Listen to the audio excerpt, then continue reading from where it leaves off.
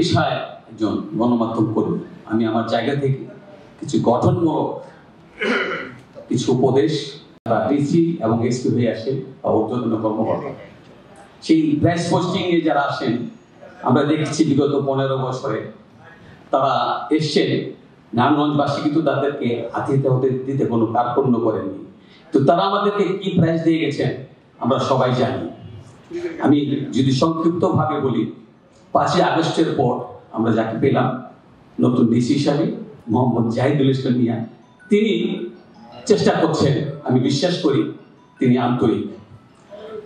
আমি ওনাকে প্রশ্ন করেছিলাম যে আপনি নারায়ণগঞ্জকে ক্লিন এবং গ্রিন সিটি করবেন, কোনটাকে করতে চান? নিশ্চয়ই আগে ক্লিন করবেন তারপর গ্রিন করবেন।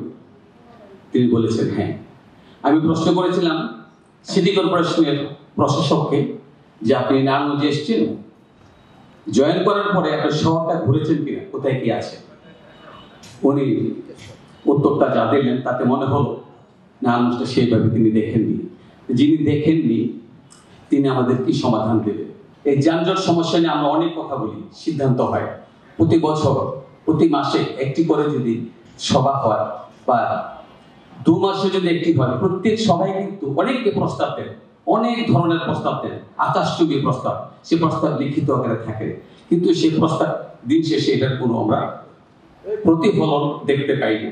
যিনি আমাদেরকে সমস্যার অবসান করবেন তিনি যদি সমস্যাটি কোথায় সেটিই না জানেন তাহলে সমাধান কোথেকে আসবে?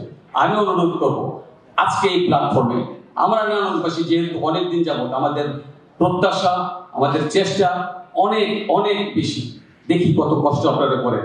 আমি অভিনন্দন এবং কৃতজ্ঞতা প্রকাশ করব আমাদের সম্মানিত সভাপতি এবং সম্মানিত সেক্রেটারি মহোদয়, এই দুজন কিন্তু লেগে আছেন, ছেড়ে যাননি। আমরা আসি না, আমরা আসতে পারি না অনেক সীমাবদ্ধতার কারণে, তারপরও আপনারা কিন্তু হাল ছাড়েননি।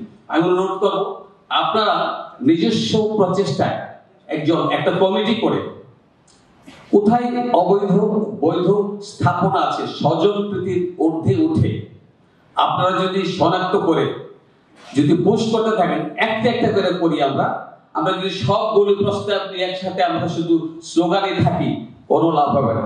আমি আজকে এই মঞ্চ থেকে আমি সম্মানিত সবার কাছে আহ্বান জানাবো, আসুন আমরা একটা সুনির্দিষ্ট রোডম্যাপ নিয়ে আমরা শনাক্ত করি কোথায় কোন সমস্যাটা বেশি অগ্রাধিকার ভিত্তিক অপসারণ করতে হবে। সেটা প্রয়োজনে সেটার জন্য আমরা অনশন করতে পারি, আমরা রাস্তায় আজকে অনশন করবো। এটা না করা পর্যন্ত আমরা এখান থেকে সরব না।